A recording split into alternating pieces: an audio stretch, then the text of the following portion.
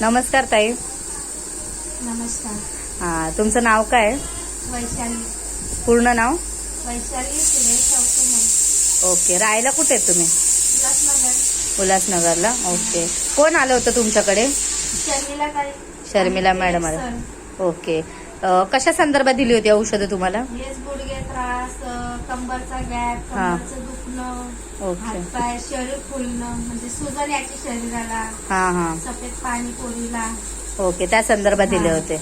हां, मग हे घेतल्यानंतर कसं वाटलं तुम्हाला? म्हणजे जे आजार जे होते ना पहिले, त्या आजारामध्ये एकदम बदल वाटतो. ओके. दम लागायचा, 5 मिनिटाच्या रस्त्याला चालली का असं फुलल्यावानी व्हायचं. हां हां. पण आता 100 पाऊल बी चालले तर असं वाटत नाही पहिल्यासारखं. ओके, म्हणजे फ्रेशनेस वाटतो. फ्रेश लागतं. असं ओके. पेली ना औषध कसं वाटतं काय काम करा काय नाही. पहिलं असं वाटायचं जिथं बसलं तिथंच बसून राहा. थकवायचं खूप. हा, उठलं तर उठेलच राहा, बसा नाही असं म्हणजे एकदम ओके. थकावट.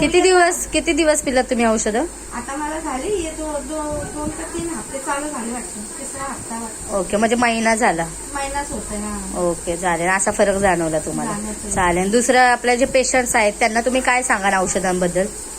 हे औषध घ्या म्हणजे आपल्या शरीरासाठी काय ते इंग्लिश दवानी घेतल्याने काय होतं, आपल्या शरीराला प्रॉब्लेम होतो.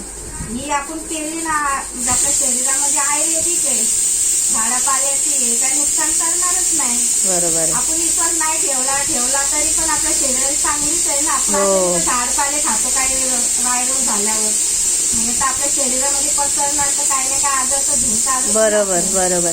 म्हणजे फायदा नाही झाला तर नुकसान पण नाही करणार. नुकसान पण नाही होणार. म्हणजे बरोबर. आता आपण भाजीपाले खातो, फळं खातो, मग ते झाडपाल्यातच झालं ना. हो, बरोबर. होणारच नाही ना. ठीक आहे.